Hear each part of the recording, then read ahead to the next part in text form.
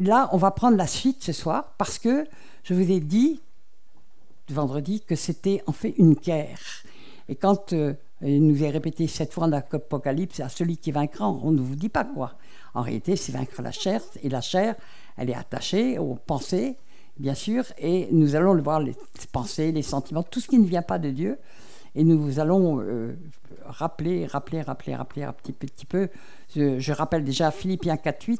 Au reste, frères, que tout ce qui est vrai, tout ce qui est honorable, tout ce qui est juste, tout ce qui est pur, tout ce qui est aimable, tout ce qui mérite l'approbation, ce qui est vertueux et digne de louange, soit l'objet de vos pensées.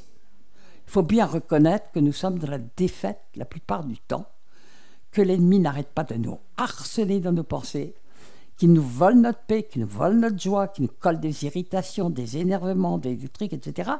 Et que, au lieu d'être tout le temps en train de prier sans cesse quand on nous ordonne la parole, on n'est pas obligé de prier à tue-tête dans la rue, évidemment, parce que c'est pas forcément bien vu de nos temps.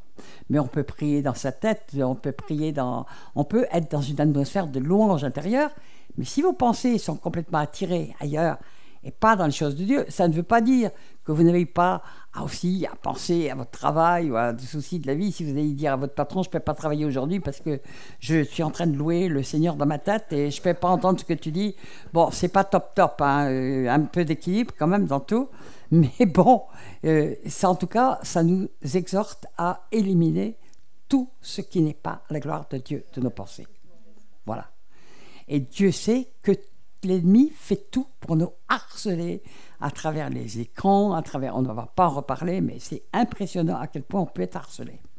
Alors, et puis j'ai rappelé ce que Jésus avait rajouté par rapport à l'Ancien Testament où il dit « Tu aimeras ton Dieu de tout ton cœur, de toute ta force, de toute ton âme », eh bien, de toutes tes pensées. Ça, c'est pas dit, parce qu'en nous donnant le Saint-Esprit, il nous a donné le moyen d'avoir le contrôle absolu de nos pensées et de pouvoir les diriger.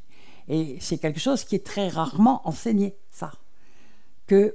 On veut toujours regarder les péchés extérieurs, mais les péchés extérieurs, de toute façon, sont la conséquence, au départ, des pensées, des envies, des convoitises, de tout ce qu'on ne voit pas et qui va arriver à la surface d'une manière ou d'une autre. Donc, notre vraie guerre, elle est contre ce qui se passe dans notre âme et qui n'est pas de Dieu. Et je vous rappelle quand même ce qui est un passage, quand on pense qui est extrêmement fort, qui est dans Matthieu 16, quand Jésus vient à peine de dire à Pierre qu'il est heureux parce que c'est Dieu qui lui a révélé qu'il était le Fils de Dieu, etc., qu'il était le Christ. Dès que Jésus commence à parler du fait qu'il doit mourir par les principaux sacrificateurs, etc., toute la Pierre, il est comme pétrifié, c'est le cas de le dire, hein, Pétros, ok, comme pétrifié, parce qu'il ne veut pas, il n'avait pas du tout imaginé dans sa pensée, dans son système de pensée, dans ses convoitises, parce qu'il aurait été le premier à reconnaître le Seigneur de gloire qui allait arriver triomphalement à Jérusalem, et patati et patata. Donc, il dit, ah non, ça cadre pas avec ma pensée qui est que je sais ce que Dieu sera de faire pour faire ce qu'il doit faire. J'ai eu du mal à la faire, la phrase là.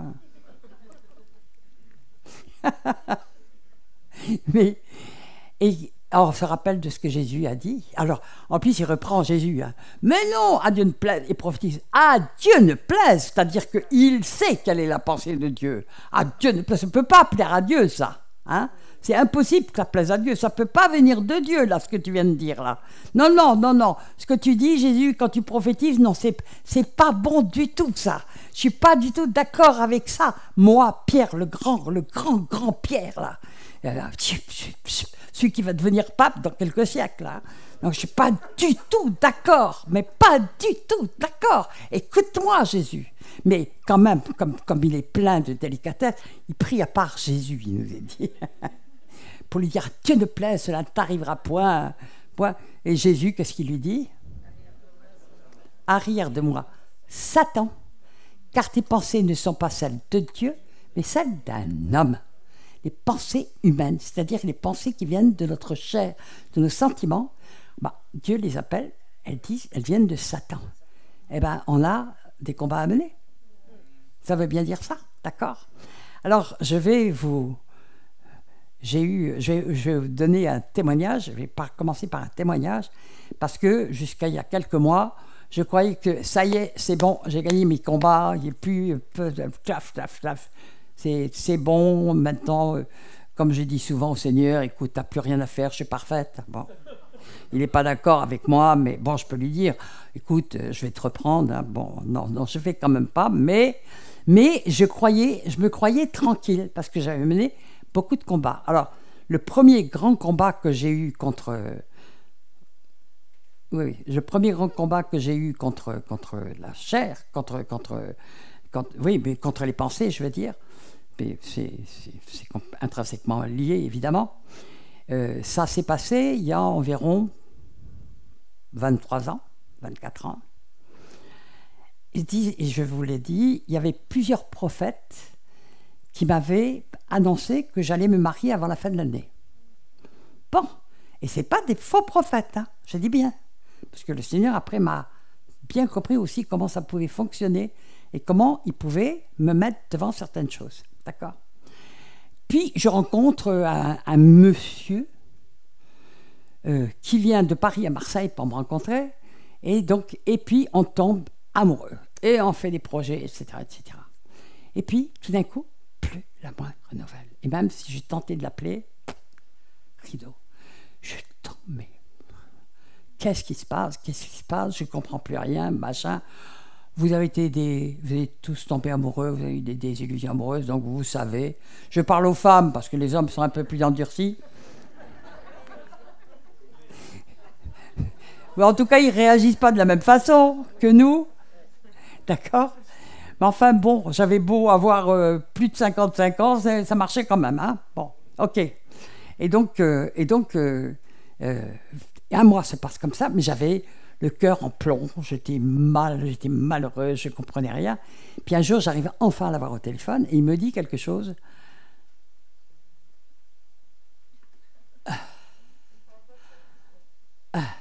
Non, je ne vais pas vous donner les détails.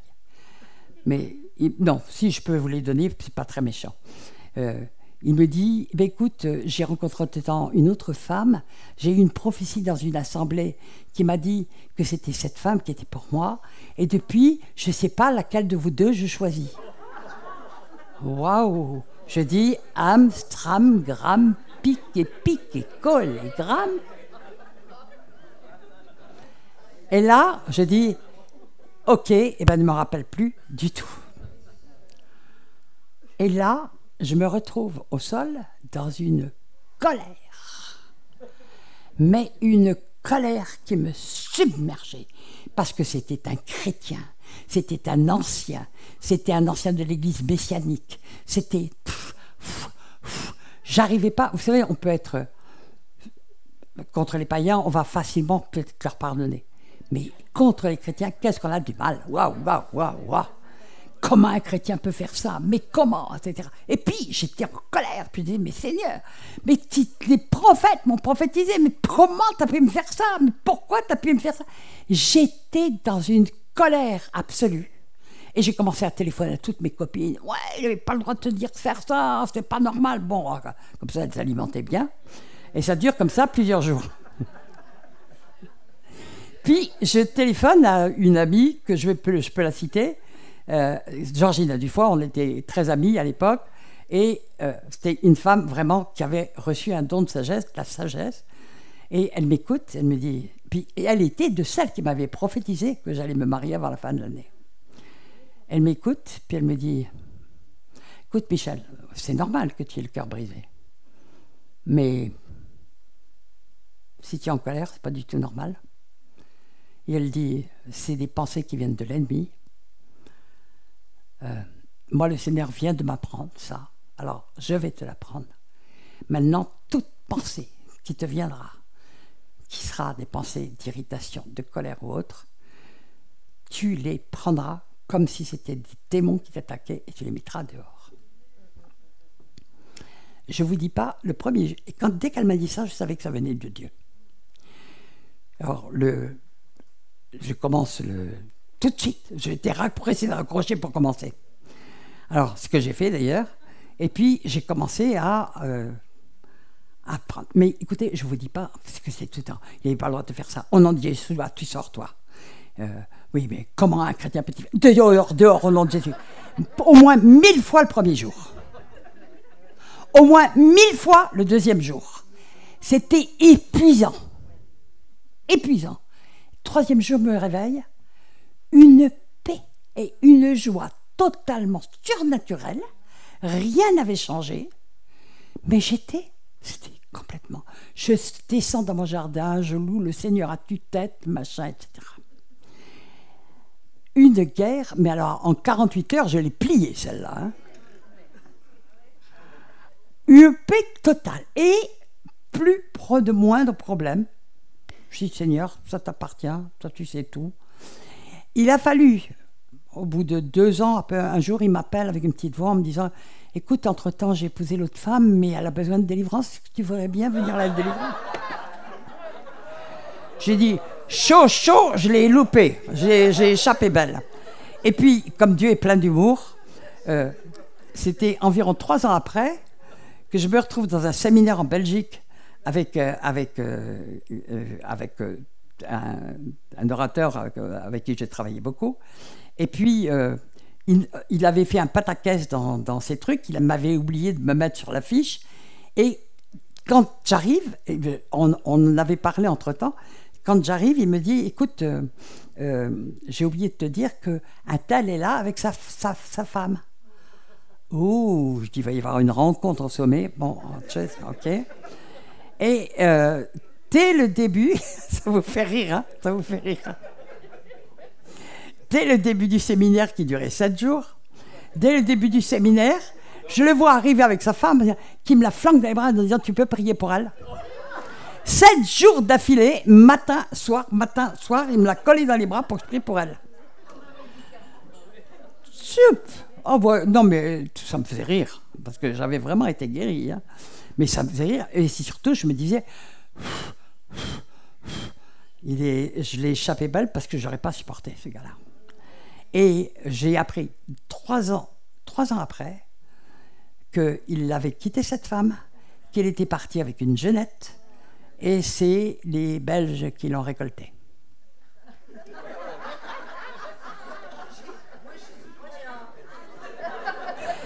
Parce que c'était là.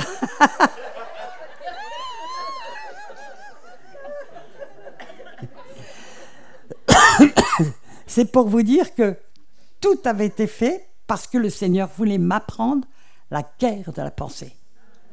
Vous comprenez ce que je veux dire? C'était pour ça. Donc j'ai mené cette guerre et après j'ai dit, ça y est, maintenant je sais, je suis affermi. Le Seigneur m'attendait assez au tournant et il m'en a remis quelques doses entre-temps. Bon, mais c'était à peu près dans les mêmes années. Alors, je vais vous raconter l'histoire de la pince à linge. Ah, l'histoire de la pince à linge. Alors, j'habitais à ce moment-là, Soisy. J'avais un petit appartement, j'avais un balcon, je faisais sécher mon linge sur mon balcon. Et un jour, je sors sur mon balcon et je marche sur ma pince à linge. Je me fais un mal à hurler. Mais à hurler. Non, je crois qu'il y avait un ange qui en avait un peu rajouté, là, hein, parce que Dieu avait quelque chose à m'apprendre. Donc je rentre dans la maison, ça me faisait mal, et puis la douleur ne partait pas. J'étais dans une colère. Parce que j'avais mal. Donc j'étais en colère. Et puis tout d'un coup, je me dis, mais contre qui je suis en colère?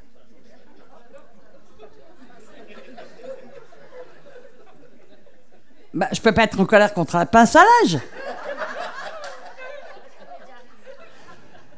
Puis je dis, mais je ne peux même pas être en colère contre quelqu'un. Il y avait quelques personnes qui étaient rentrées depuis des mois dans mon appartement. Alors. Donc personne ne pouvait, sinon s'il y avait quelqu'un qui avait étendu un mouchoir, ouais, c'est sûrement un tel qui est poser cette pince à linge là. Ah, la négligence des gens, c'est absolument épouvantable. Ils ne pensent pas aux autres. Enfin bref, j'aurais fait la litanie normale. Hein. Et j'ai poussé un peu plus loin. Je dis, quand même Dieu pouvait envoyer un ange pour shooter dans la pince à linge afin que je me fasse pas mal. Et j'ai fini par comprendre que ma colère était contre Dieu. Et que toute colère était au final contre Dieu. Rappelons-nous Adam. Ça a commencé avec Adam. Il chute, donc il sait qu'il perd sa stature céleste, il perd, etc. Qu'est-ce qu'il dit? Dieu lui dit que d'abord il a peur, et puis Dieu doit l'appeler, il dit j'ai eu peur. Et puis qu'est-ce qu'il va dire? C'est la femme que tu as mise, toi, vilain Dieu. Non, mais tu m'en aurais donné une autre, ça ne m'en serait jamais arrivé, ça. C'est toute ta faute. Donc, piaf. Donc, vous voyez l'origine de la colère. En réalité, notre colère finit, quand on cherche toujours, on finit toujours par s'apercevoir qu'elle est contre Dieu, qui ne fait pas notre volonté. Et qui ne nous empêche pas d'avoir mal, ou qui ne nous empêche pas de vivre des épreuves. Et quand en plus on comprend et qu'on finit par assimiler Romains 8, 28, tout concourt au bien de ceux qui aiment Dieu et de ceux qui sont appelés selon son dessein.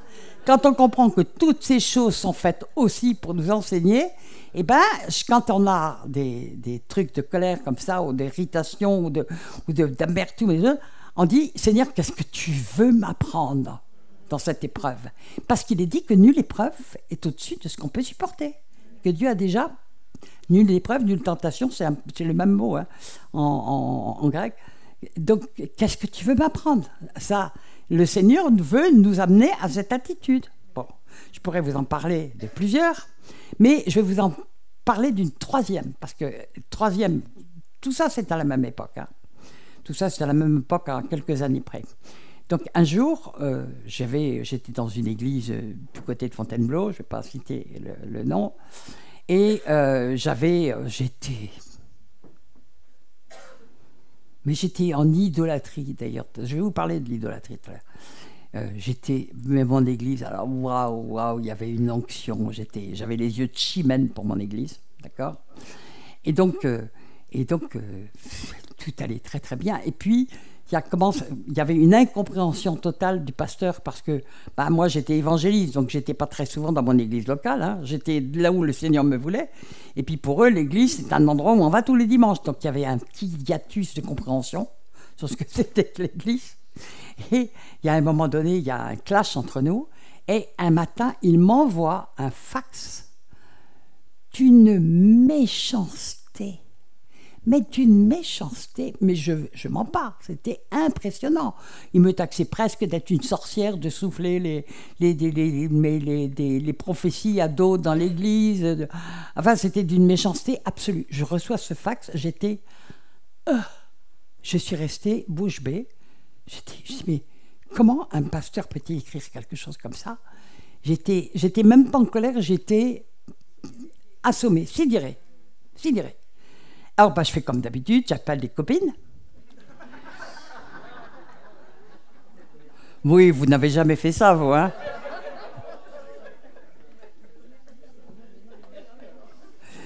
Oh, puis les hommes, vous faites jamais ça, hein, vous?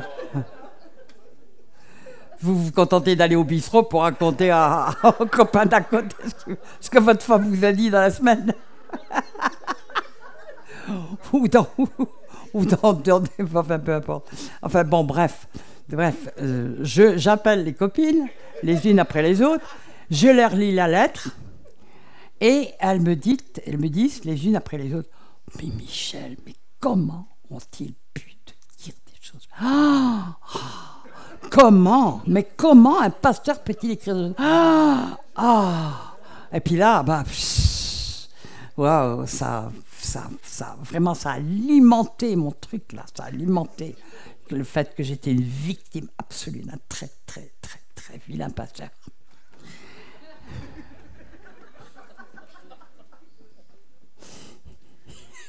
Et ça vous fait rire, alors que moi, ça faisait pleurer quand même.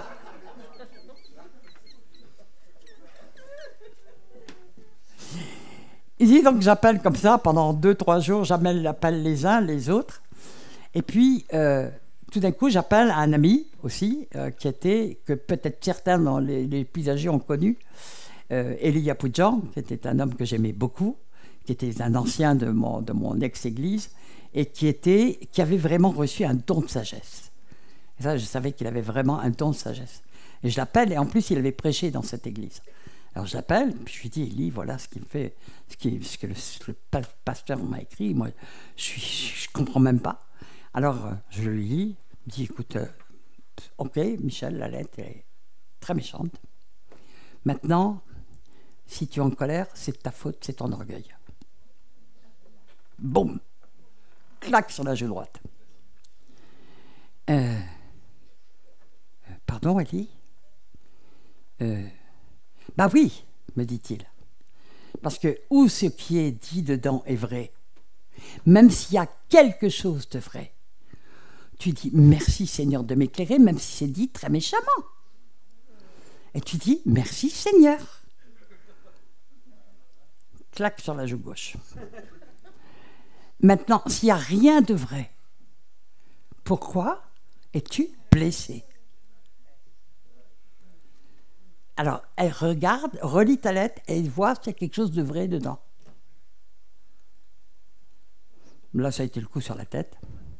Et bon, j'ai relu la lettre. Et ben, honnêtement, il n'y avait rien de vrai dedans. Mais quelle leçon pour moi. Mais quelle leçon. Je l'ai toujours mise en pratique après.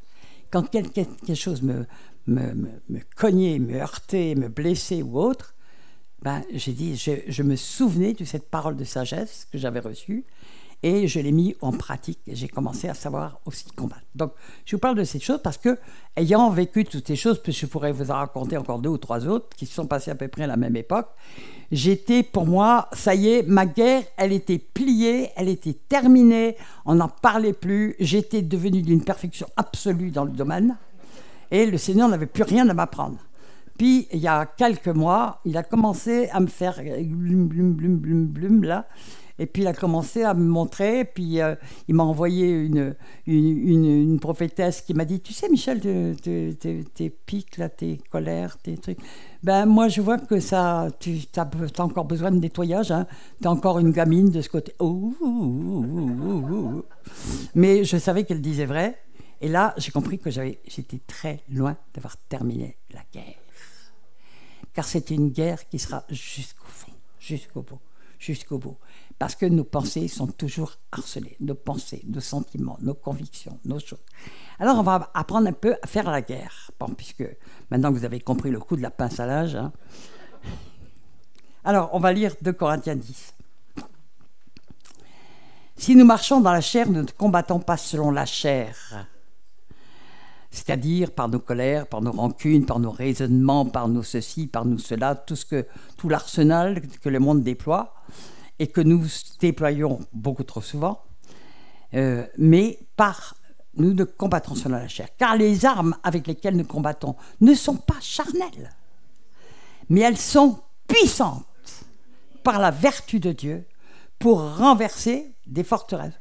Je dis tout de suite au passage qu'une des armes, Benjamin l'a dit, c'est la louange. Quand on met de la louange et qu'on se rentre dans la louange, notre cœur il est souvent apaisé. Amen. Et les colères tombent, etc. Bon, c'est aussi une arme. Si on loue vraiment le Seigneur de tout notre cœur, c'est une sacrée arme. Hein, d'accord? Proclamons qui notre Dieu est. Qui notre Dieu est. Les gens ne font pas la différence entre la prière et la louange. Je fais souvent des messages là-dessus. La prière, on parle de soi à Dieu, ou de ses problèmes à Dieu. Mais la louange, on parle de Dieu à Dieu. Tu es ceci, tu es cela, tu es le fort, tu es grand, tu es fidèle, tu es merveilleux, tu es ceci. On parle de qui est Dieu. Pas parce que Dieu a besoin de flatterie, c'est parce que nous devons nous souvenir en permanence qui est notre Dieu et que dans la louange, on va proclamer qui est notre Dieu. Et c'est une arme extraordinaire contre l'ennemi. L'ennemi de notre âme. Amen. Alléluia. Elles sont puissantes par la vertu de Dieu pour renverser des forteresses. Nous renversons les raisonnements et toute hauteur qui s'élève contre la connaissance de Dieu et nous amenons toute pensée captive à l'obéissance à Christ. Amen. J'ai mis du temps à comprendre tout ce qu'il y avait dans ce passage, hein, parce que, waouh, qu'est-ce que c'est que ces armes spirituelles, qu'est-ce que c'était que les forteresses, puis j'ai fini par bien comprendre au fur et à mesure ce que c'était que les forteresses de conviction, de sentiments, de pensée, de doctrine, de toutes ces choses. Bon. Donc c'est dans l'âme que sont logées les caractéristiques de l'homme. Hein? Dans l'âme, il y a l'intelligence, la raison, la mémoire, la passion, l'amour, les désirs, la haine, la colère, la tolérance, la sagesse. Plein de choses. Il y a des choses bonnes, il y a des choses mauvaises. Il y a des choses qui viennent de Dieu, il y a des choses qui ne viennent pas de Dieu. On le verra. Et puis, les choses peuvent être purifiées par Dieu. Hein? D'accord? Peuvent être purifiées par Dieu. Les sentiments peuvent être purifiés par Dieu. Nos amitiés peuvent être purifiées par Dieu. Pratiquement plein de choses, même qui sont bonnes en soi, sont souvent entachées de choses charnelles. D'accord? Donc, et nos pensées aussi, bien sûr. Donc on doit les purifier et apprendre à les purifier et surtout à les reconnaître. Donc j'en ai parlé vendredi, c'est de savoir aussi reconnaître ce qui vient de Dieu et ce qui ne vient pas de Dieu. Alors, on a parlé aussi de la différence entre l'âme et le cœur, puisque Jésus dit de toute votre âme, de tout votre cœur, de toute votre âme. Donc ce n'est pas tout à fait la même chose. Le cœur, c'est vraiment ce qu'il y a le plus profond dans le cœur de l'homme, dans le profondeur, et c'est probablement, on nous parle de la conscience, de la subconscient, de l'inconscient, ce que le charabia des psychologues, psychiatres, je vous dis d'ailleurs au passage, psychologie, ça veut dire science de l'âme, manque de peau, la science de l'âme, il n'y a que Dieu qui l'a. Car c'est écrit que Dieu seul connaît le cœur des enfants des hommes, lui seul peut juger les cœurs, lui seul peut trancher âme et esprit, la parole de Dieu, etc. Bon, je ne vais pas revenir sur tout ça. Mais c'est un peu différent, mais c'est quand même ce qu'il y a de plus profond et qui va déterminer aussi les décisions, les choix, etc. C'est ce qu'il y a dans le fond du cœur, c'est la conscience, c'est l'esprit. Parce que quand Dieu tranche âme et esprit, ça doit être l'esprit qui domine sur l'âme. Autrement, il est complètement entremêlé, donc les gens mélangent un peu tout. Tant qu'on n'est pas arrivé au Seigneur, on ne fait pas la différence. Alors, il nous est dit que Dieu nous donne, c'est en Ésaïe 61 que Jésus a répété en Matthieu 4, Matthieu 4 ou Luc 4 Luc 4. C'est que le Seigneur est venu nous donner un manteau de joie, enfin un vêtement de joie au lieu d'un manteau de deuil. Et il est venu nous donner, il est venu proclamer aux captifs la délivrance, etc. Il est venu nous donner sa paix, il est venu nous donner des choses. Et puis il n'y a pas tellement de gens qui le vivent en réalité. On apprend à le vivre, c'est une guerre. C'est une guerre. C'est pas du tout cuit. C'est que nous avons notre part à faire. Hein. Prenez toutes les armes. Prenez toutes les armes de Dieu pour. Prenez toutes les armes, et puis à celui qui vaincra. Donc on a notre part. Ils l'ont perdu, ils l'ont vaincu à cause du sang de l'agneau et de la parole de leur témoignage. Donc nous avons aussi toujours notre part à faire, même si notre part elle est toute petite, mais c'est notre détermination à rentrer dans notre victoire. Un jour j'avais pris l'exemple d'un mât de cocagne. Un mât de cocagne, tout le monde sait ce que c'est qu'un mât de cocagne? Oui, on n'en fait plus beaucoup maintenant. Alors, un mât de cocagne, autrefois, on faisait ça, on faisait un mât, et puis il y avait un truc qui était pendu en haut du mât, et il y avait plein de promesses, de cadeaux, de trucs, de machins, etc. Et c'était gratuit, mais les gens devaient quand même grimper au mât pour aller les arracher. Vous voyez? Hein? En plus, il était savonné. Il faut arranger le tout. Non, mais ça, c'était des pervers qui faisaient ça, savonner le bateau. On voit, par exemple, les disciples, avant la croix, ils vont passer par toutes sortes de sentiments.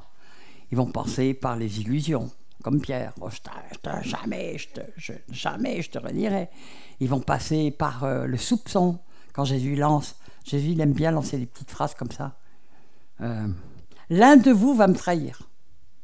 S'il avait dit Judas va me trahir, tout le monde savait. Bon, on arrêtait là. Mais immédiatement, ils vont se demander si ce n'est pas eux-mêmes. Puis ils vont se demander si ce n'était pas l'autre. Et puis, le Seigneur les met dans le fait qu'ils sont remplis de tas de choses. Soupçons, doutes, l'amour les uns des autres, il faudra attendre encore un petit peu, notamment le Saint-Esprit. et la, et la Pentecôte. Donc Jésus, il lance souvent, il nous met dans des trucs pour mettre à la lumière des choses qui étaient cachées dans le fond de nos cœurs. D'accord? Amen. Alors, on va lire Galates 5, 17. Car la chair, donc l'âme, a des désirs contraires à ceux de l'esprit, et l'esprit en a de contraires à ceux de la chair. Donc c'est un combat, guerre. Ils sont opposés entre eux afin que vous ne fassiez point ce que vous voudriez.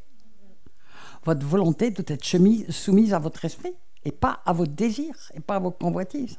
D'accord? Si vous êtes conduit par l'esprit, vous n'êtes point sous la loi. Mais si on est conduit par la chair, or les œuvres de la chair sont manifestes. Ce sont l'impudicité, l'impureté, la dissolution. Alors, je ne vais pas expliquer chacun de ces mots. Si vous voulez, vous pouvez chercher un petit peu, parce que quelquefois les sens nous échappent un peu. L'idolâtrie, la magie, les inimitiés, les querelles, les jalousies, les animosités, les disputes, les divisions, les sectes. Donc, œuvre de la chair, c'est la manifestation de la chair, et pas du tout de l'esprit. L'envie, l'ivrognerie, les excès de table et les choses semblables.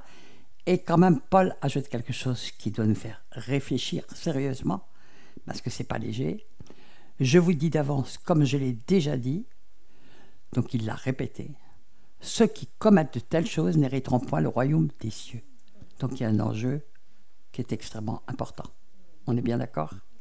Donc ça nous fait réfléchir. Amen. Parce que c'est ce qui peut nous paraître léger, parce qu'on dit c'est caché, oh c'est le fond de mon cœur, c'est pas grave, j'ai pas commis de péché évident. Là. Eh bien, pour Dieu, nous rappelons, je l'avais mis pour plus loin, mais je l'ai déjà cité vendredi, celui qui dit à son frère Raka, il est déjà meurtrier. Un meurtrier n'hérite pas du royaume des cieux. Donc on se met en colère contre son frère, on est un meurtrier. Ouf, ouf, ouf. Je laisse quelques-uns digérer.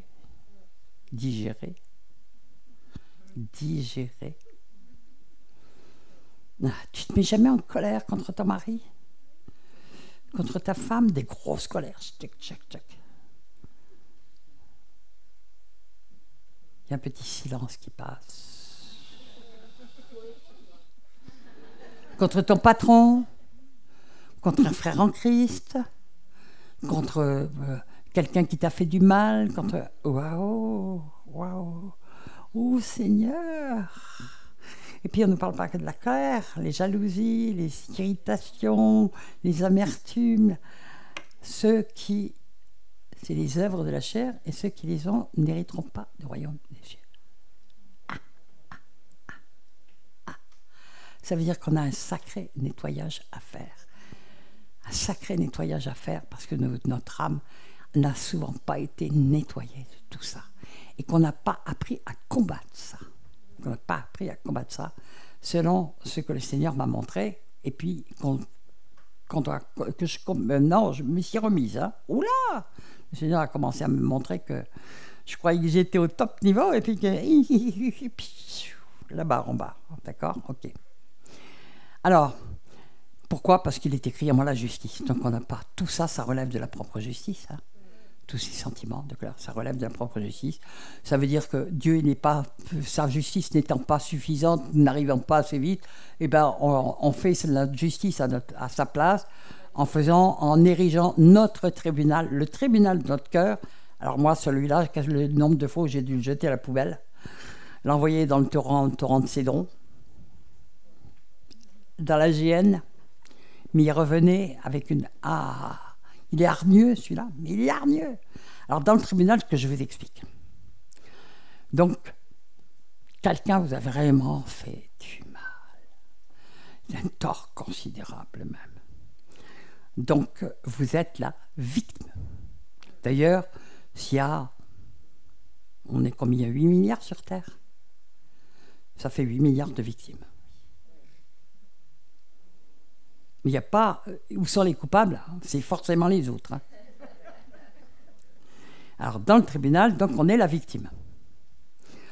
On est en même temps l'avocat de la victime. Parce que même si on n'est pas blanc-bleu, on a un formidable avocat, c'est notre propre justice. C'est vrai, je ne suis pas tout à fait, mais ce n'est pas de ma faute, c'est parce que dans mon enfance, je n'ai pas eu la tartine de beurre au moment où je le voulais. Ah bon, ok. Donc c'est normal qu'aujourd'hui, je morde un peu autour de moi. Bon, ok. D'ailleurs, j'ai compris quelque chose tout à l'heure quand Guy parlait des plantes vertes. Je dis, zut, moi je suis un cactus. Bon.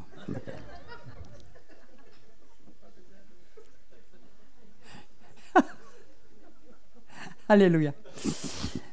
Donc ben, ça va, le Seigneur il me montre que j'ai encore quelques petites pointes à sortir, puis qu'après, vous savez, ça fait des jolies fleurs, hein, les cactus quand même.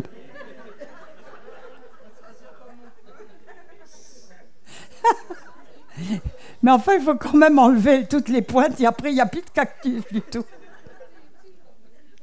J'ai dit à Guy à Philippe qu'il aurait pu dire, les femmes, c'est des pots de fleurs, quand même, ça aurait été plus gentil. Alléluia. Alors, donc, on est bien sûr, on est la victime, on est l'avocat de la victime, parce que tout ce qu'on n'a pas fait de bien, ben, on est notre propre avocat, puis alors là, vraiment, on est très fort pour nous défendre nous-mêmes, hein, et nous justifier. D'ailleurs, comme Adam, c'est la femme que tu as mise à côté de moi, hein. Et puis, ça, évidemment, Ève a dit, c'est le serpent, mais il n'y en a aucun qui a dit, pardon, hein. Pardon, je me repens. Non, personne ne s'est repenti. Et donc, nous voyons cela. Et puis, c'est comme on est quand même des gens humanistes. Vous savez que l'humanisme, c'est pas l'évangile, hein, parce qu'aujourd'hui, là, on a changé, dans les églises, on a mis l'humanisme à la place de l'évangile. L'évangile, c'est une épée tranchante. Hein. L'humanisme, c'est tout rond, tout arrondi, et puis tout le monde est bon, tout le monde est gentil. Ok, donc on est quand même, on est bon par nature, c'est ce que dit la psychologie. La Bible dit le contraire, mais c'est forcément la psycho qui a raison, surtout quand ça nous arrange. Donc on va éventuellement être en même temps, on va se positionner en avocat du bourreau. Ouais, c'est pas de sa faute. Je veux quand même lui pardonner, c'est pas de sa faute. Sa mère le battait, son père lui cognait dessus. Bon, il a des excuses. Alors on va se faire l'avocat du bourreau parce qu'on est des gens bien. Quelquefois, on se met à la place aussi du bourreau. Oh ben, je me mets à sa place. On est tellement bien, tellement des gens bien. Je me mets à la place. Ben, on est forcément le procureur, hein, puisque c'est nous qui établissons l'acte d'accusation. Il a fait ci, il a fait ça, il a fait ci, il a fait ça. 40 ans après, oui, celui-là, il m'avait fait ça à l'époque. Oh, puis celle-là, mais je ne vous dis pas, il y a 12 ans ce qu'elle m'a dit. Waouh. L'acte d'accusation, il est éternel.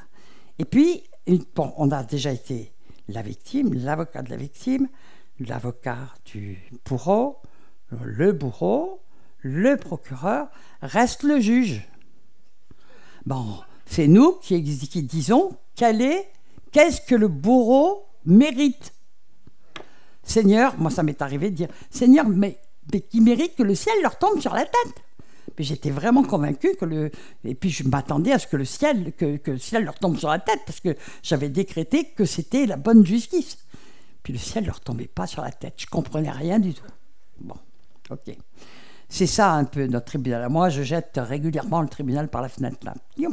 Allez, dehors, en vrac. Mais au début, j'épluchais, maintenant en vrac. Allez, dehors le tribunal. Ok. Vous croyez que c'est facile? C'est vraie guerre. Mais il faut le reconnaître, celui-là, quand il arrive.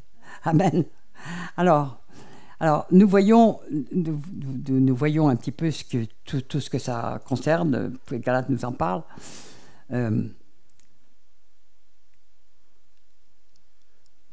On va lire 2 Corinthiens 7, 11. Parce que quelquefois, bien sûr, nous avons des choses qui sont difficiles à vivre. Donc, on a beaucoup parlé d'épreuves, etc. Et Dieu ne nous donne pas des épreuves. Il est dit qu'il ne nous punit pas. Que si on n'est pas puni, c'est qu'on n'est pas ses enfants. En fait, le Seigneur, il veut nous transformer. Et on ne se laisse pas manipuler comme ça, ni manier comme ça, ni transformer comme ça. Et c'est souvent dans le brisement que le Seigneur peut nous changer.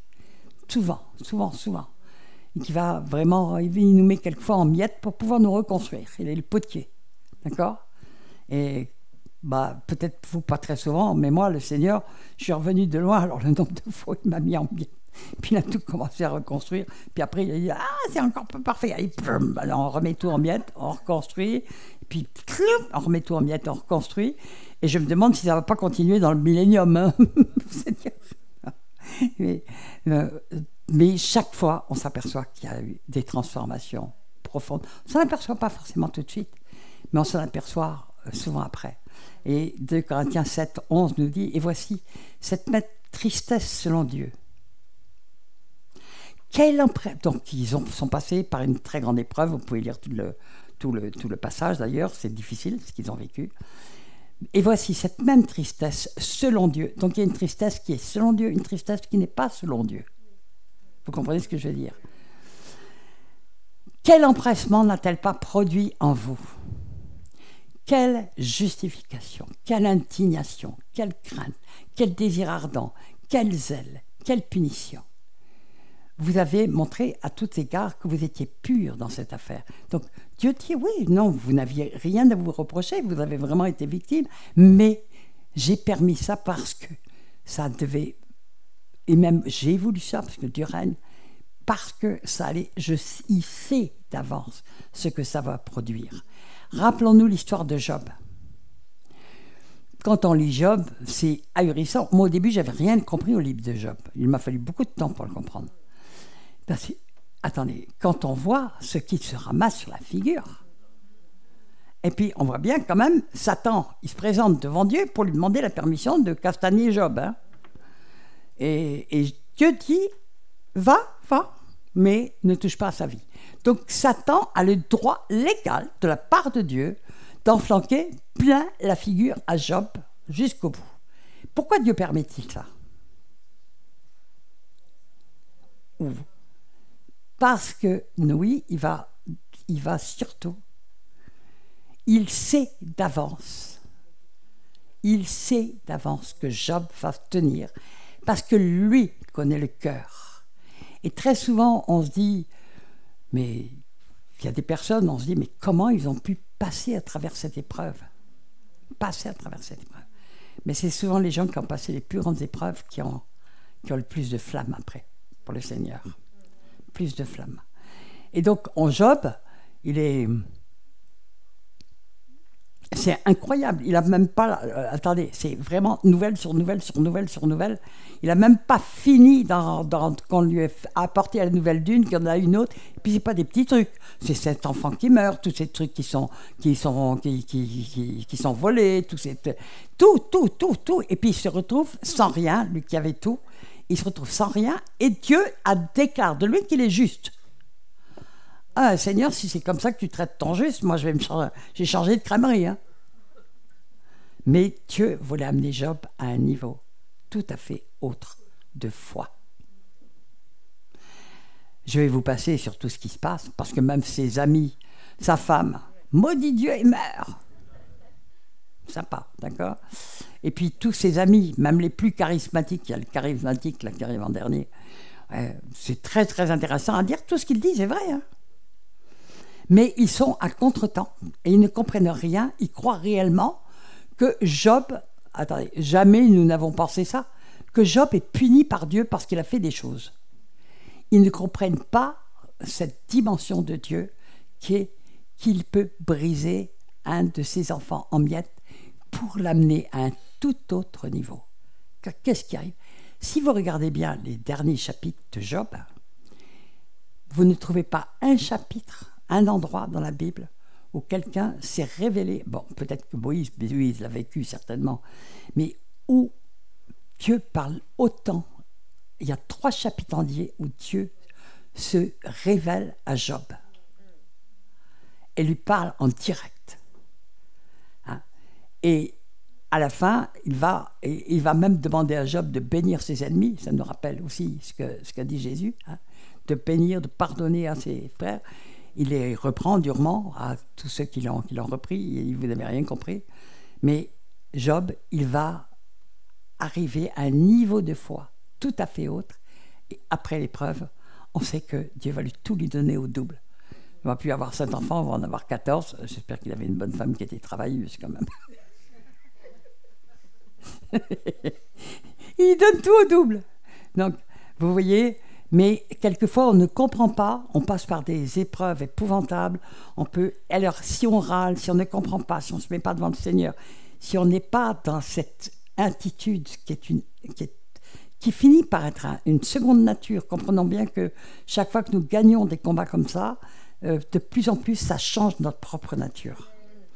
Ça change notre propre nature. Quand on gagne ces combats, et longtemps, quelquefois, ça perdure parce que, on a mal passé l'examen, et le Seigneur va nous faire repasser, jusqu'à ce qu'on... Et par amour, comme un père change son enfant pour l'aider à devenir grand et à rentrer dans sa vocation, son élection, son appel, etc. D'accord? Donc, il est un père parfait. Et il nous châtie pas par plaisir, c'était aussi écrit, mais il le fait parce qu'il sait qu'on va pouvoir tenir, résister, et il veut nous amener à un niveau très supérieur et de foi. Et la foi, quand on a une parfaite foi en Dieu, on n'a jamais peur, on n'est jamais en colère, on est dans la paix, on rentre dans ce que Jésus a dit, hein. La paix, le repos de l'âme, vraiment ça. Et donc, souvent, le Seigneur est obligé de nous mettre en miettes. Et quand on est en miettes, c'est pas la peine d'aller râler, de faire « mais comment, qu'est-ce que j'ai fait au bon Dieu pour qu'il m'arrive ça ?»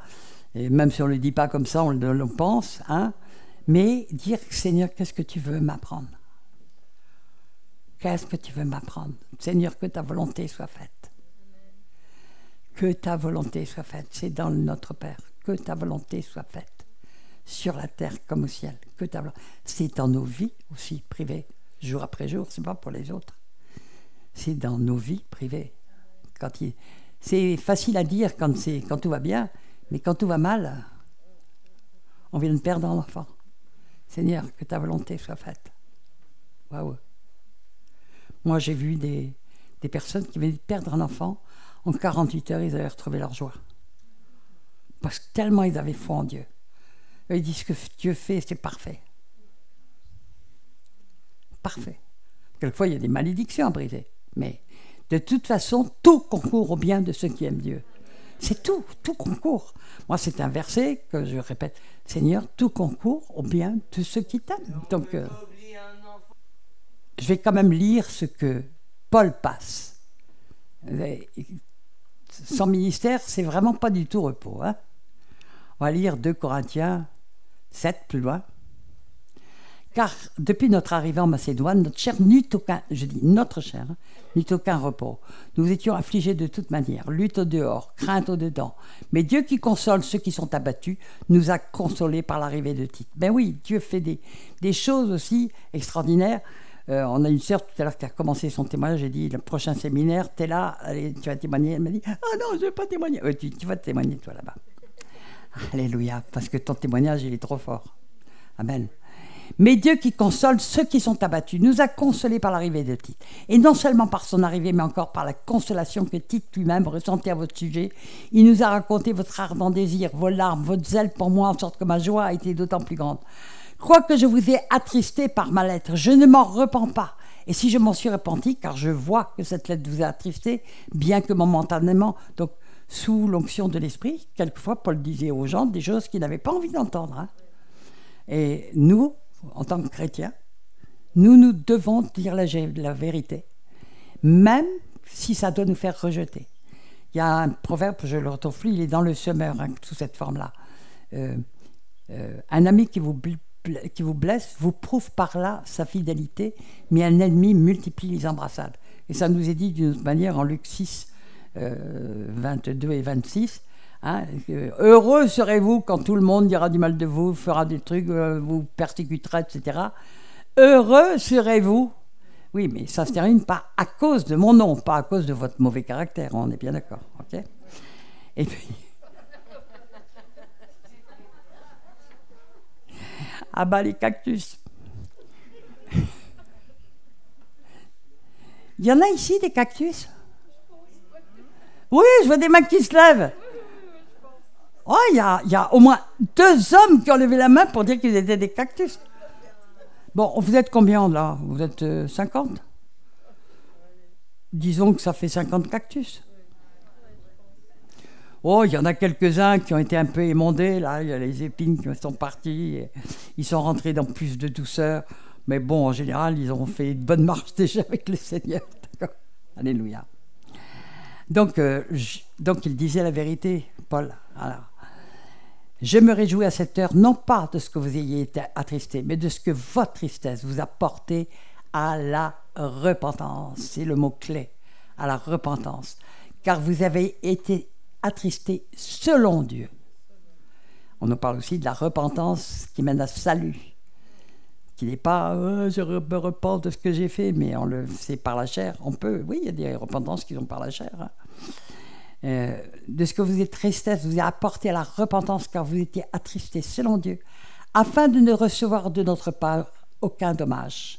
En effet, la tristesse selon Dieu. Selon Dieu, ça veut dire que c'est Dieu qui nous met devant nous-mêmes et qui nous montre ce qui ne va pas. C'est lui. C'est lui. Et quand c'est dans sa lumière qu'on se voit tel qu'on est, et c'est dans sa lumière qu'on a une vraie repentance qui mène à salut. Parce qu'en même temps qu'il nous montre, il nous montre aussi l'œuvre de la croix. Il nous montre aussi l'amour de Dieu. Il nous montre aussi le pardon de Dieu. Amen. Et ça, cette repentance produit la vie. D'accord? En effet, la tristesse, selon Dieu, produit une repentance à salut dont on ne se repent jamais. Tandis que la tristesse du monde produit la mort. Amen.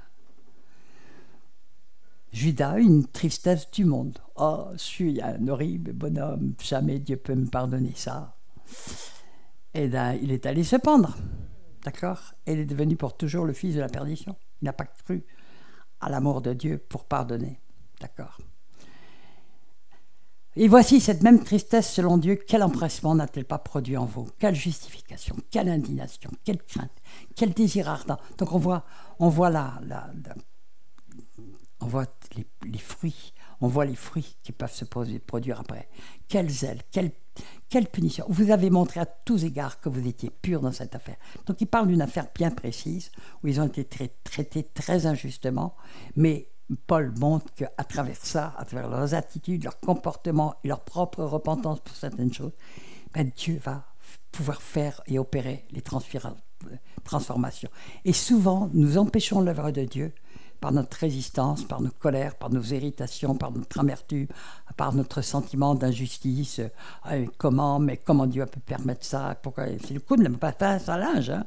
Qu'est-ce que cette pince à linge m'a fait? Toi, tu mérites la mort. Ouais, ok. Matthieu 5, 21, 22. Vous avez appris qu'il a été dit aux anciens, tu ne commettras pas de meurtre. Celui qui commet un meurtre mérite de passer en jugement.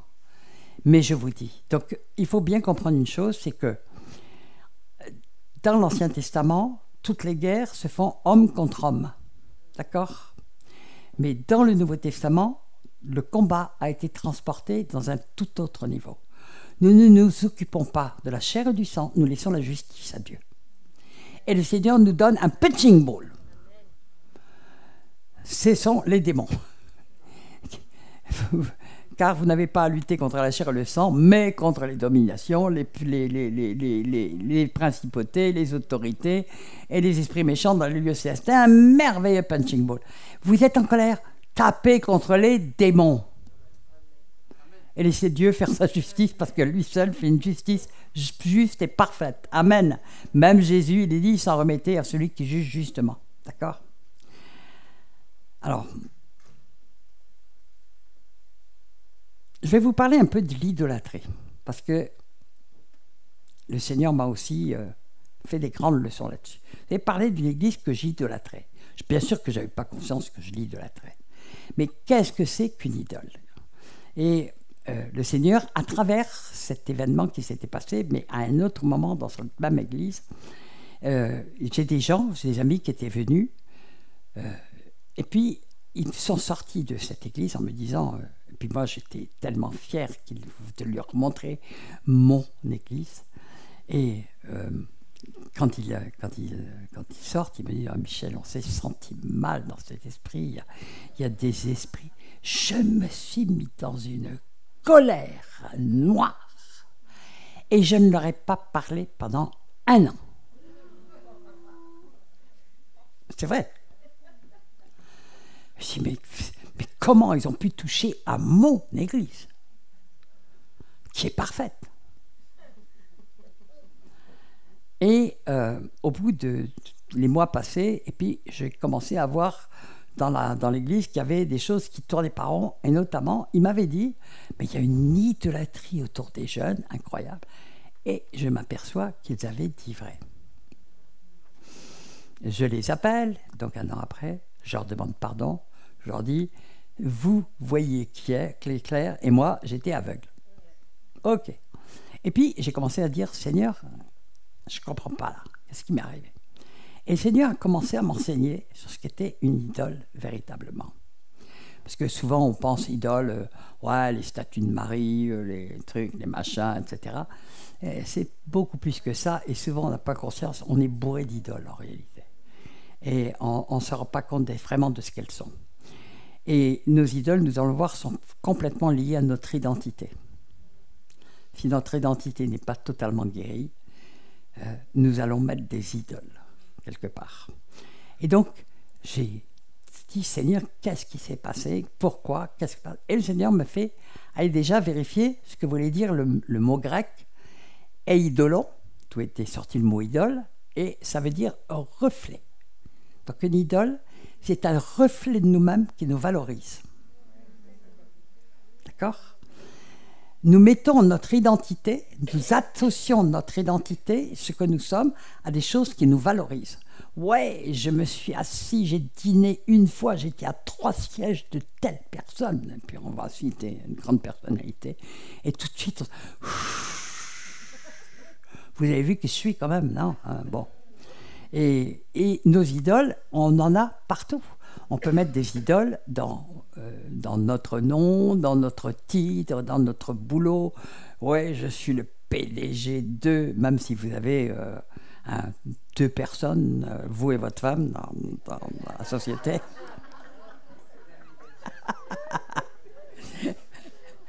Comme Philippe qui parle de sa méga church de 4 personnes. C'est incroyable où nous mettrons notre identité. Et tant que nous n'avons pas conquis totalement notre identité en Christ, nous aurons des idoles. Nous allons mettre notre identité dans nos idoles. Et nous allons avoir une soif terrible d'être reconnus, d'être mis à part, d'être fait. Et puis nous allons trouver toujours les moyens de nous glorifier. Il faut, j'ai eu le titre de 3e président adjoint du club de pêche de Pétostock. Et puis on va s'accrocher à notre titre comme ça.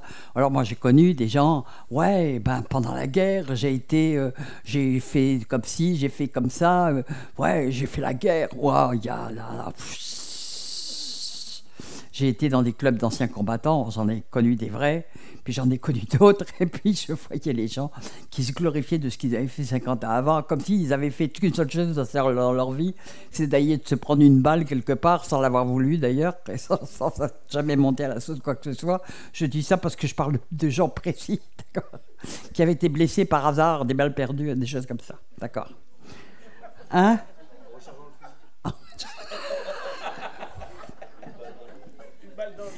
Mais après, ils ont de grandes cartes d'anciens combattants. Bon, ok.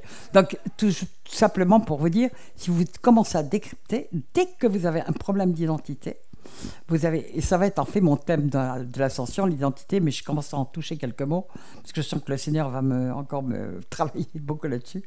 Mais dès qu'on touche à notre identité, nous avons des irritations, nous avons des choses. Dès que les gens ont dit des paroles qui nous blessaient, etc., eh bien, c'est de notre faute.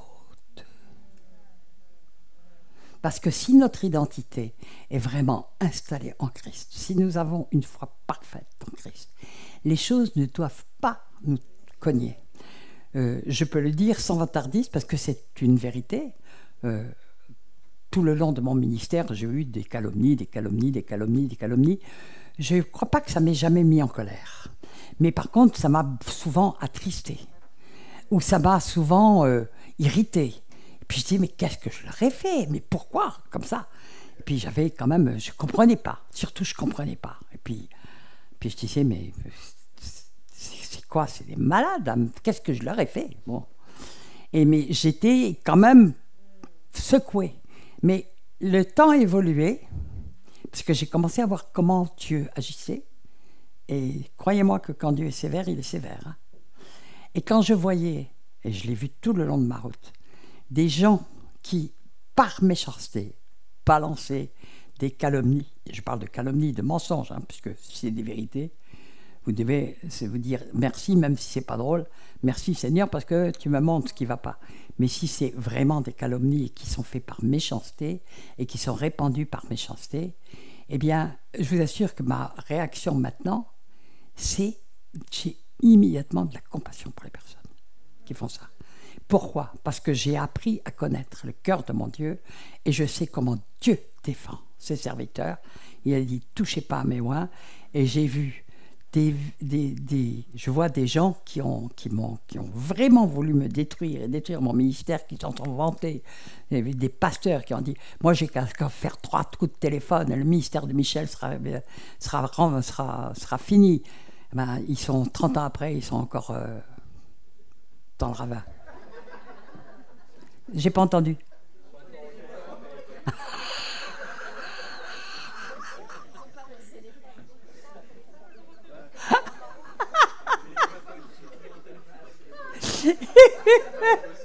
Ils sont au téléphone, ça là je l'aurais pas trouvé.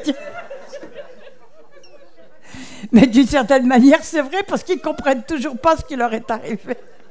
Mais je vous assure, je les plains. Et quand j'ai vu, parce qu'ils ne connaissent pas Dieu. Ils ne connaissent pas Dieu. On ne joue pas à envoyer des calomnies contre des gens. On ne joue pas avec ça. Parce que ça peut faire beaucoup de dégâts. Mais le Seigneur, surtout, il est très sévère. Et je peux dire que je l'ai vu, mais malheureusement de très nombreuses fois, ceux qui ont voulu vraiment détruire mon ministère par méchanceté, par jalousie, par convoitise ou autre, j'ai plus qu'à prier pour eux. J'ai dit, Seigneur, arrête ta main, parce que je l'ai vu. Donc maintenant, ça me fait, quand j'entends ça, ça me touche plus, moi, dans ma chair, mais par contre, ça me touche dans mon âme pour eux. Pour eux, je dis, ils sont fous. Ils ne connaissent pas Dieu. Ils n'ont pas la crainte de Dieu. Parce que Dieu ne joue pas avec ça. Donc, c'est des choses que nous apprenons vraiment dans la chose. Donc, nous pouvons être effectivement... regardons ce que Paul dit en 2 Corinthiens 11, 23. Ils sont serviteurs du Christ? Point d'interrogation. C'est une folie que je vais dire. Je le suis plus qu'eux. Pas de la vantardise. Il parle de gens qui sont pas blanc-bleu. D'accord? Car j'ai travaillé davantage, j'ai été plus souvent en prison, j'ai essuyé infiniment plus de coups. Plus souvent, parce qu'ils se faisaient calomnier justement par des gens qui n'avaient pas du tout vécu ce qu'il a vécu et qui vraiment étaient prêts à l'excommunier, quoi, comme l'avait fait l'Église catholique. J'ai essuyé infiniment plus de coups. Plus souvent, j'ai vu la mort de près. Alors, écoutez bien un peu ce que dit Paul. Qui n'est parti que pour servir le Seigneur. 5 fois, j'ai reçu des Juifs, les 40 coups, moi, hein, des Juifs, qu'il aurait tellement voulu sauver, ses frères. Il était prêt à donner son salut pour ses frères, tellement il les aimait. 3 fois, j'ai été fouetté. 1 fois lapidé.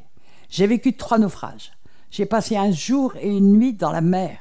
Souvent en voyage, j'ai été en danger au passage des fleuves, en danger des régions infestées de brigands, en danger à cause des Juifs, mes compatriotes, en danger à cause des païens, en danger dans les villes, en danger dans les contrées désertes, en danger sur la mer, en danger à cause des faux frères. Waouh! Ça se termine comme ça. Et le danger avec le faux frère est souvent le plus douloureux. D'accord? Ok?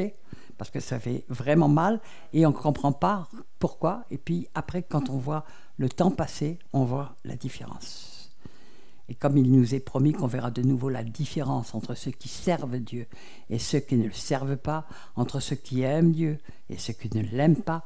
Alors on est souvent en train de dire, moi au départ je pensais que c'était entre les chrétiens et les païens. Et puis j'ai fini par comprendre que c'était ceux, ils ne servaient pas Dieu parce qu'ils se servaient eux-mêmes. Ils se faisaient un nom avec leur ministère. Ils voulaient avoir des grands ministères, ils voulaient être reconnus de tout le monde, etc. Et ils deviennent des faux frères. Parce que ils ne peuvent, si ce n'est pas de Dieu, ben ils vont le faire en piétinant les autres. Forcément. Hein? D'accord ? David, qu'est-ce qu'il a vécu? Son fils Absalom, qu'il aimait tant.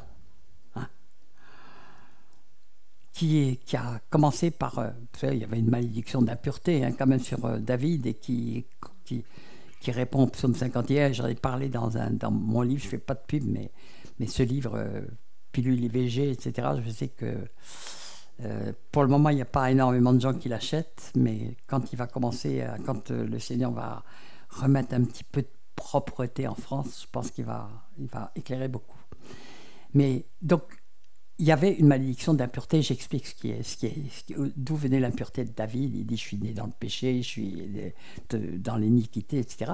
Et il y a une malédiction d'impureté qui tombe sur ses enfants, qui est réelle, qui a d'abord été sur lui. On connaît l'histoire de la femme du riz, puis on voit bien qu'à la fin de sa vie, il a un râne, c'est un peu glauque quand même. Et quand son fils Salomon, il en aura 1000, et puis ça va créer le déchirement d'Israël en deux. Hein. Ok. Donc, son fils aîné viole sa sœur, et puis après la hait. Le deuxième fils est tellement en colère qu'il tue son frère aîné. Enfin, l'histoire de David, c'est pas top. Hein. Et donc, le deuxième fils, c'est Absalom. David est tellement furieux de ce qu'il a fait. Oui, il a rendu la justice à la place de son père qu'il a cru juste. Je suis désolé, c'est aussi une figure, nous n'avons pas à rendre nous-mêmes la justice. La seule justice juste, ça aurait été son père il était roi, d'accord ? Et donc, il est exilé pendant de très longues années, et puis son père a compassion de lui, il va le faire rentrer, et Absalom, immédiatement, probablement qu'il avait remué de l'amertume dans son cœur, qu'il se croyait juste, et bien quand il va revenir, on regarde un petit peu ce qu'il donne. Donc, il est dans le palais de son père et il arrête tous les gens qui viennent pour consulter son père. Alors, il les interpellait et puis il leur dit « Qui es-tu? De quelle ville tu es? Qu'est-ce que tu fais ?» Et alors Absalom lui disait « Ta cause est juste et tu es dans ton bon droit, mais vois-tu, personne ne t'écoutera chez le roi. » Puis il ajoutait « Ah, si je rendais la justice dans ce pays, tous ceux qui seraient en litige ou en procès viendraient me trouver et je leur ferai justice. » Donc il est en train de vouloir prendre la place de son père et il est convaincu qu'il est beaucoup plus juste que son père, alors qu'il n'est pas du tout. Il n'a pas le mandat de Dieu pour régner. Il ne l'a jamais eu. D'accord ?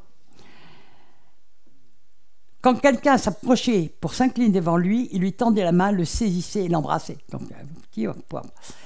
Absalom agissait ainsi envers tous ceux d'Israël qui se rendaient auprès du roi pour demander justice. De cette manière, il conquit insidieusement les suffrages des gens d'Israël. Ce que je trouve extraordinaire, c'est la réaction de David. C'est extraordinaire. Moi, ça m'a toujours énormément parlé. Parce qu'il aurait pu dire, mon fils... on va le mettre en prison, il veut prendre ma place, qu'est-ce que c'est que ça, de quoi il se mêle, et puis il trahit la confiance que je lui ai fait. Je vous passe toute la litanie de tout ce qu'on peut dire. Hein. Okay. Et on prend 2 Samuel 15, toujours, verset 13. On va annoncer à David que les Israélites prenaient parti pour Absalom. Il est arrivé à soudoyer tout le pays.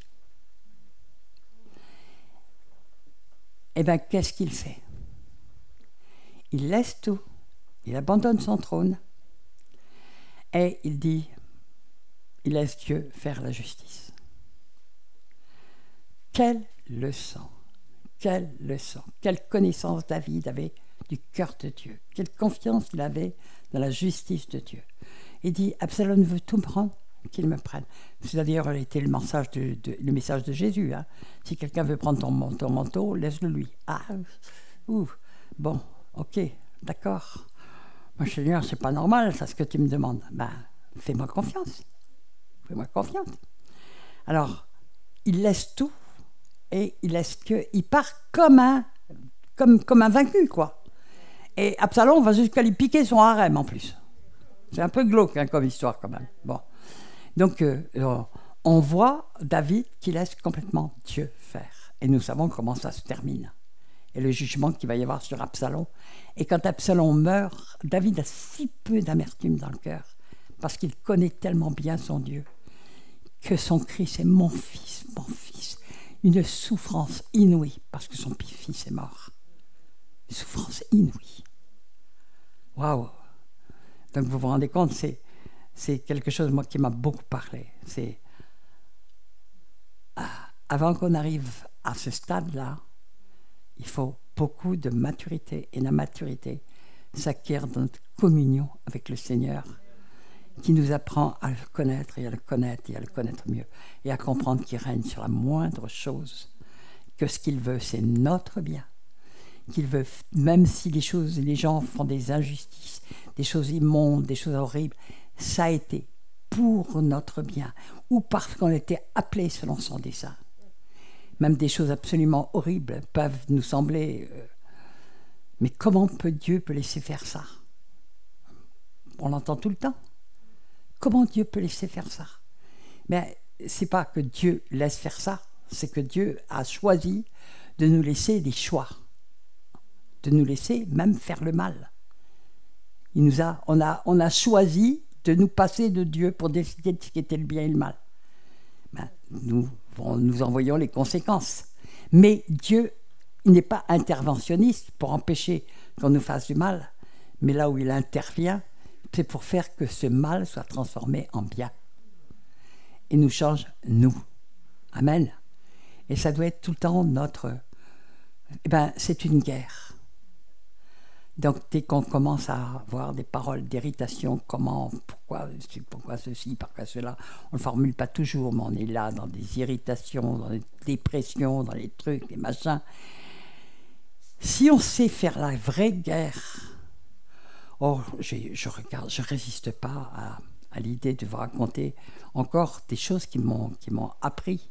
Parce que Dieu est bon avec moi et il m'a toujours appris des choses avec force, et puis fait comprendre sa parole en me la faisant vivre. Et je me souviens un jour, j'avais une femme qui m'appelait, donc ça date, je me souviens, c'est en 95, j'ai un truc très précis parce que je sais où j'étais, et elle m'appelait toutes les semaines, et j'entendais toujours la même chose. Oui, écoute, je suis en dépression nerveuse depuis 12 ans, c'est horrible, j'ai envie de mourir, je vaux rien, j'empoisonne la vie de mes enfants. Bon, il faut préciser que les enfants étaient adultes et étaient au Seigneur.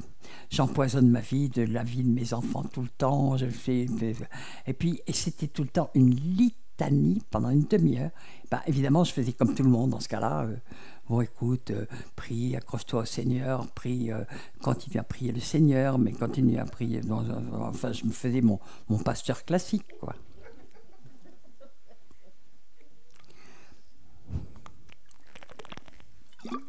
J'ai soif. Et un jour, je ne sais pas ce qui me prend, ça devait être peut-être la 10e, 12e, 15e fois qu'elle m'appelait, je ne sais plus. Tout d'un coup, quand elle me parle, je sens la colère monter en moi. Et je lui dis, c'est de ta faute, oui, tu as raison, c'est de ta faute, parce que tu es ton propre Dieu. J'entends un grand silence. Je lui dis, d'abord, tes fils t'appartiennent plus, ils appartiennent à Jésus. Alors arrête de dire que tu leur empoisonnes la vie. Oui, tu leur empoisonnes la vie en pleurant tout le temps sur toi-même. Je lui dis, tu es ton propre Dieu, tu tournes autour de toi-même. Elle avait du mal à respirer à l'autre bout. Et puis, je raccroche. Et là, je commence à passer un temps horrible en disant « Seigneur, j'ai dû l'envoyer droit au suicide. Comment est-ce que j'ai pu parler comme ça? J'ai laissé mon impatience croître, machin, etc. etc. » Quelque temps se passe, quelque temps, plusieurs mois. Puis un jour, coup de téléphone, et j'entends la même personne qui m'appelle, qui me dit « Michel, je t'ai haï. Mais je vais bientôt te rappeler, j'ai des choses à te dire. » Puis elle raccroche. Bon, déjà, elle n'était pas morte. Hein.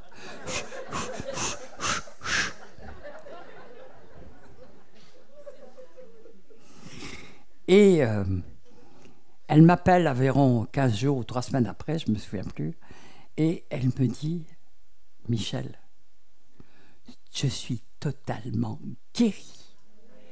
Quand tu m'as dit ce que tu m'as dit, ça m'a mis dans une colère noire. J'étais trouvée méchante, mauvaise, j'étais très en colère contre toi. Mais le Seigneur a fait son œuvre et j'ai compris que ce que tu disais était vrai. Je me suis repentie. Et aujourd'hui, je suis complètement guérie. » Et elle était pleine de joie. Elle parlait avec une joie folle, etc.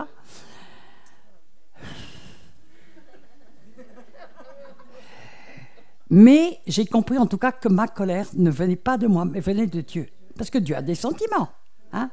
Et Dieu n'est pas contre les sentiments qui viennent de notre chair, mais il peut être contre... Il a des sentiments aussi, notre Dieu.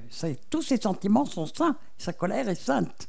Donc j'avais compris que c'était vraiment la colère de Dieu qui s'était manifestée. Et que c'était du « ça suffit » de tourner en rond autour de toi-même. Bon, forte de ça, je vais à une pastorale. Non, je vais d'abord à... je ne retrouve plus le nom de la ville où se passe la grande pastorale, Mulhouse. Je vais à Mulhouse, dans une église. Et c'est une église protestante, pas charismatique, mais le pasteur était charismatique. Et il m'avait invité en espérant d'ailleurs que je communiquerais un petit peu de vie à ses ouailles. Bon, je ne me souviens pas trop du séminaire, mais je me souviens de quelque chose. Je faisais 4 jours, le jeudi après-midi, le vendredi toute la journée, le samedi toute la journée, et le dimanche matin. Et le jeudi, il y a une femme qui s'approche de moi, et puis je suis depuis 13 ans dans la dépression, mais ça ne va pas du tout, mais je suis épouvantable, j'embête toute ma famille, machin. Oh, je dis ça, je reconnais, mais bon, je ne sais pas, je ne veux pas juger, ni condamner, ni rien du tout. Et je commence par prier pour elle, je prie pour elle, je chasse les démons de dépression, de trucs, je prie ardemment pour elle. Ok, j'y passe un bon bout de temps. Et puis, le lendemain matin, je faisais une autre réunion. La première qui s'apprend, c'est elle. « Alors, Michel, il faut que tu pries pour moi, pour ma dépression, etc. » Bon, je recommence. Puis l'après-midi, pareil. Puis le soir, pareil. Puis le samedi matin, pareil. Puis le samedi après-midi, pareil. Puis le samedi soir, pareil. Et je continue à prier avec persévérance. Et puis, on était rentré, la femme du pasteur était infirmière, elle se levait à 6 heures du matin, mais on rentre relativement tard le soir. Et puis, comme elle m'offre un Gewürztraminer et que je n'ai jamais su résister à un Gewürztraminer sorti des bonnes caves d'Alsace, donc j'ai papoté avec elle un bout de temps. Et il devait être minuit quand tout d'un coup le téléphone sonne. Et la femme du pasteur va chercher, à l'époque ce n'était pas des portables, hein. Elle va chercher le téléphone qui était dans le couloir, et elle était dans le couloir et je l'entendais. « Oui, mais écoute, simplement, demande à Jésus, il peut tout. » Puis c'est une demi-heure comme ça. Je savais qui c'était. Et elle revient, la femme du pasteur, elle dit, elle demande si elle peut vous voir demain avant le culte, parce qu'elle ne pourra pas être au culte. J'ai dit non. La femme du pasteur... Alors, elle part vite m'excuser auprès de la femme. Non, tu comprends, Michel Dastier, elle est fatiguée quand même. Il faut peut-être la laisser tranquille. Tu sais, elle a le culte après. Elle aura quand même des prédications. Elle ne peut pas te prendre demain matin. C'est impossible. Il faut l'excuser, machin. Enfin, ça dure encore une demi-heure. Je suis bouillonné, là. Bon, ok. Et puis... le matin, j'arrive au culte. J'avais un train à une heure précise. Hein. J'avais pas beaucoup de temps après le culte pour prier pour les personnes. Il y avait pas mal de monde. Et donc, je je fais mon culte.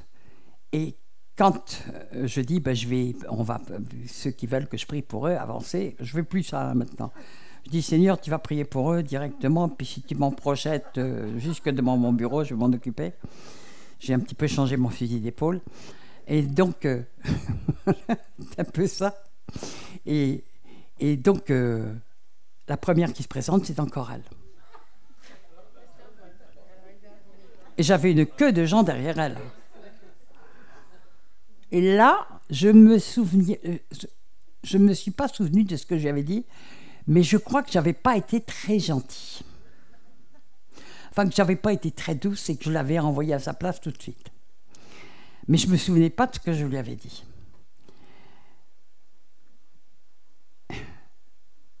Mais je rentre chez moi, pareil, je me sens coupable. Je dis, mais qu'est-ce que j'ai dit à cette femme? Waouh, ça se trouve, je l'ai envoyé au suicide, machin, patin couffin. Oh là là là là, qu'est-ce que je lui ai dit? Je me souvenais comme j'avais dit des choses pas très gentilles à la fin. Non, c'est de votre faute, j'avais dû lui dire, vous prenez pour un dieu, j'avais dû me répéter un petit peu, quoi. Et donc, j'étais des semaines à être mal, tu vois, des esprits de culpabilité, etc. Bon, puis ça s'estompe. Et puis, je suis invité à la pastorale de Mulhouse, qui avait lieu donc chez les Peter Schmidt. Donc, j'y vais. Et puis, arrive le soir où il y a des réunions d'abord pour les serviteurs, et puis il y a une soirée publique. Et dans la soirée publique, il y avait bien 3000 personnes, quelque chose comme ça. Tout d'un coup, je vois une femme se planter devant moi. Textuel, hein? Une femme qui se plante devant moi, qui me dit, vous me reconnaissez? Alors, il se trouve que j'étais juste au bord de l'allée gauche, donc c'était bien. Vous me reconnaissez? Avec tout le monde que je voyais, c'était une jolie femme, souriante, machin, patacoufa. Et mais je suis la femme que vous avez engueulée il y a je ne sais plus combien. D'accord, j'étais prête à me rentrer sous le siège.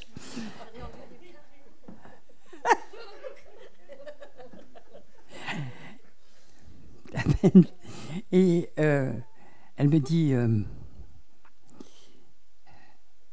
vous savez, je vous ai haï. Bon, je vous ai haï, mais je vous ai haï des semaines et des semaines et des semaines. Je vous ai détesté, vous ne pouvez pas savoir à quel point je vous ai détesté. Mais j'ai compris que vous aviez raison. Mais je lui ai dit, mais qu'est-ce que je vous ai dit? Bah, vous m'aviez dit que j'avais tort, que je me prenais pour un dieu, tout ce dire. Elle dit, mais c'est pas tout ce que vous m'avez dit, hein. Parce qu'aujourd'hui, moi, je suis complètement guérie, mais c'est pas fini. Parce que vous m'avez dit aussi, je m'en souvenais pas, mais en fait, c'était prophétique, vous m'avez dit aussi que si je guérissais, j'en amènerais d'autres à la guérison comme moi. Elle me dit, bougez pas. Bon, ça tombe bien, j'étais assise. Et je la vois qui part au fond de la salle, qui revient avec une autre femme, elle dit, vous voyez, tout ce que vous m'avez dit, je lui ai dit. Et bien, elle est guérie, elle aussi.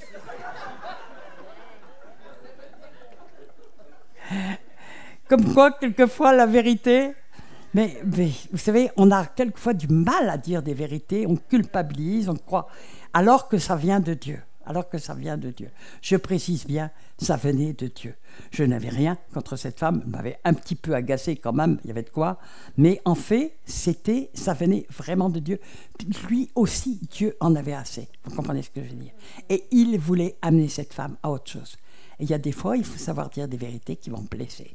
Et ça revient à ce qui est dit dans la Bible. Je ne sais pas si quelqu'un a retrouvé le verset, c'est dans la version Le Semeur. Un ami qui vous blesse vous prouve par là sa fidélité, mais un ennemi multiplie les embrassades. C'est une de nos missions aussi. C'était la mission de Jérémie, tout le monde le haïssait, le rejetait, et ne voulait pas entendre ce qu'il disait, ne voulait pas entendre la vérité. Mais c'est la vérité, c'est ce qui nous rend libres, c'est ce qui nous sauve. Amen. Alors nos émotions peuvent venir de Dieu, peuvent venir de notre chair, peuvent venir de Satan. Mais de toute façon, si elles viennent de nos chaînes, de notre chair, elle est soumise à Satan. C'est exactement, la chair a des désirs contraires à ceux de l'esprit, afin que vous ne fassiez pas. Donc nos émotions, Dieu a des émotions. Dieu a de la joie, Dieu pleure, le Saint-Esprit peut être attristé, il est Dieu aussi. Nous voyons toutes les gammes des émotions, Dieu se rit, bon, toutes les gammes des émotions que Dieu a données à l'homme nous viennent de Dieu. Proverbe 27, combien ? 27, 5, 9, voilà. Mais dans la version Le Semeur, parce que dans les autres versions, ça n'a pas le même relief. Amen. Donc, nos émotions doivent être aussi soumises à Dieu, parce qu'il y a des émissions, des sentiments qui viennent de Dieu. Oui, mais Seigneur, je l'aime, celui-là, mais je l'aime, mais celle-là, je l'aime, mais je l'aime. Ça vient forcément de toi. Mais ça peut ne pas venir de Dieu du tout. Et on doit soumettre nos sentiments, nos émotions à Dieu. Et si ça ne vient pas de Dieu, il faut les chasser comme des démons. Arrière de moi, Satan. Car ce sont des pensées humaines, ce n'est pas la pensée de Dieu. Hein? Ayez en vous les sentiments qui étaient en Christ. Waouh!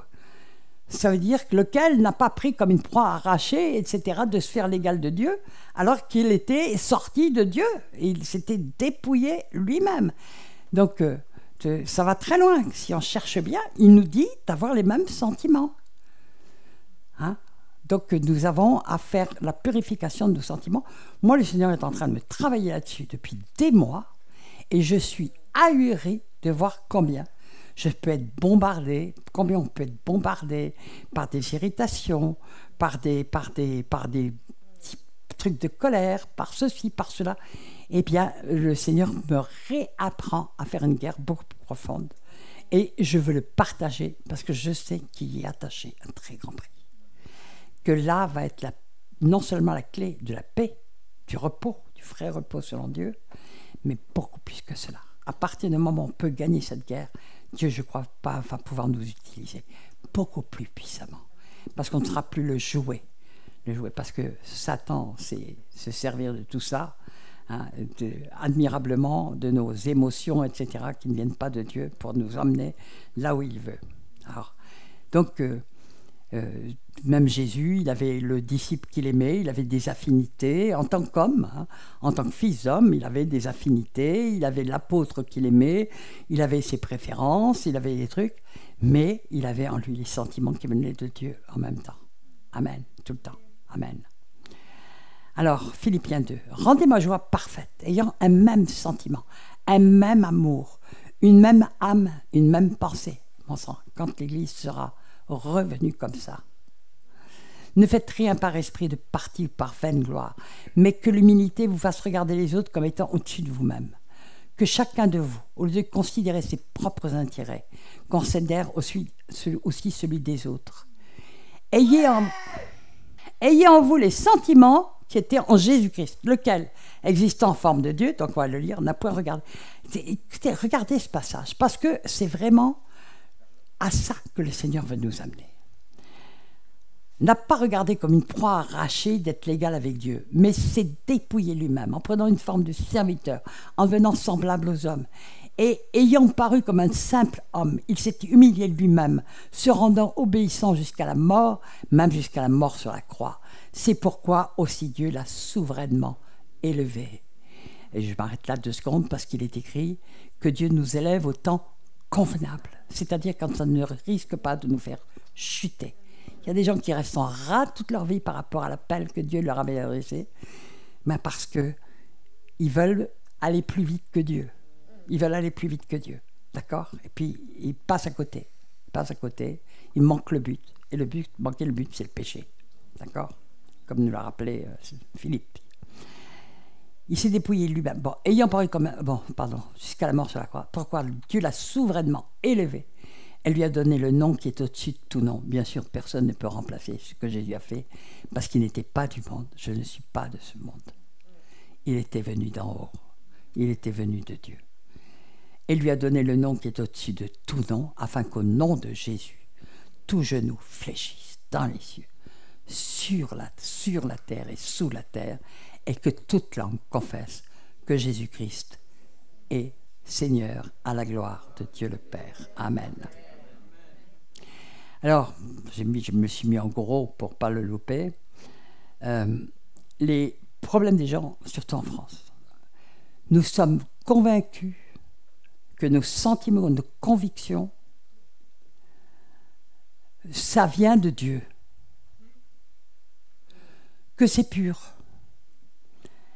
Alors que nous ne devons appuyer nos convictions et nos sentiments que sur la parole de Dieu. C'est elle qui est juge, c'est elle qui est juge du cœur, des sentiments, de tout. Donc nous devons, quand nous ne sommes pas sûrs de quelque chose, on le soumet à la parole de Dieu. Amen. Et nos convictions, les convictions sont des idoles. Qu'est-ce que les gens défendent avec colère? Leurs convictions. Vous reconnaissez une idole, parce que si vous touchez à cette idole, les gens se mettent en colère. Si vous-même vous mettez en colère quand on touche à quelque chose, une conviction, ou une certitude que vous avez, ou une doctrine que vous avez, ben, sachez que vous êtes en train de démontrer que c'est une idole. Parce que la vérité n'a pas besoin d'être défendue dans la colère. La vérité se défend toute seule. La vérité, c'est Jésus. Il a tout vaincu. Pas besoin d'être défendu. Amen. Elle se défend tout seul. Alors, donc, je vais mettre maintenant Apocalypse 2, 26. À celui qui vaincra. 17 fois. À celui qui vaincra. C'est la plus grande guerre. C'est la guerre contre la chair. 2 Corinthiens 10, je le répète, nous amenons toute pensée captive à l'obéissance à Christ. Waouh, c'est une guerre. N'en doutez pas. Alors donc, je vais m'arrêter là-dessus pour que nous comprenions que c'est... Je crois que le Seigneur vraiment m'a donné ce message. Il me l'a fait vivre et il me fait toujours vivre les messages que je donne pour que ce ne soit pas de la théologie, mais de la théorie, mais que ce soit vraiment quelque chose qui sorte de sa parole, qui est appuyé sur sa parole et qui est vécu. Ben, le Seigneur, en ce moment, il ne me loupe pas. Et il ne me loupe pas, mais il m'emmène à une guerre que je n'avais jamais connue. Et depuis des mois et des mois et des mois et des mois, je faisais une guerre contre la pensée. Une guerre quand mes petits tribunaux veulent revenir. Une guerre comme... Bien sûr qu'il y a tout le temps des sujets de contrariété, il y a tout le temps des gens qui vous trahissent, il y a tout le temps des gens qui vous font du mal. On est dans un pays, dans un monde qui est de plus en plus pourri, donc de plus en plus rempli de démons. Les gens sont de plus en plus méchants. Il faut pas c'est d'ailleurs ce que Jésus avait annoncé. Hein, les gens méchants avanceront toujours plus dans le mal. C'est pratiquement impossible même de supporter ce que... Il y a des vérités, ce serait tellement insupportable si on les connaissait que ça nous tuerait. D'accord? Et d'ailleurs, c'est ce que dit la parole.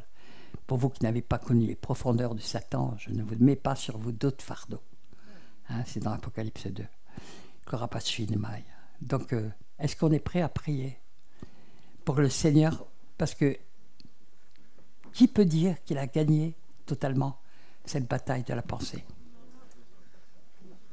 Ben, le Seigneur veut nous préparer à cette guerre pour que nous soyons prêts à d'autres guerres et que nous soyons invulnérables, que nous soyons bâtis sur le roc. Bâtis sur le roc. Parce que quand nous avons gagné ces batailles de la pensée, notre foi ne pourra pas être amochée. Amen. L'ennemi ne pourra pas venir nous instiller le doute, l'irritation, les rancœurs, les rancunes, les amertumes, les convoitises, les jalousies. Tout ça disparaîtra du milieu de nous. Et nous avons vu le prix qui y est attaché. Hein. Tous ceux qui ont toutes ces œuvres-là, c'est des œuvres de la chair, et ceux qui les pratiquent n'hériteront pas du royaume des cieux. Donc ce n'est pas quelque chose de mineur. C'est une guerre qu'on doit vraiment mener. Il faut traquer. On doit vraiment traquer nos pensées et nos sentiments. Oui, ça ne vient pas de Dieu. Ça ne vient pas de Dieu. Ça ne vient pas de Dieu. Au nom de Yeshua, dehors. Et croyez-moi que vous allez avoir le harcèlement de l'ennemi. Mais c'est gagnant-gagnant à la fin. Parce que Jésus a déjà tout vaincu à la croix de Golgotha. Alléluia. Il a vaincu l'ennemi de nos âmes. Amen. Alléluia. Et j'ai vraiment à cœur qu'on puisse prier pour vous parce que c'est une méga guerre. C'est peut-être la plus difficile que j'ai jamais menée depuis que je suis au Seigneur. Je m'en rends compte. Combien on se fait avoir. Combien on se fait avoir. Sans se rendre compte à quel point ça aliène toute notre marche avec le Seigneur. Alléluia.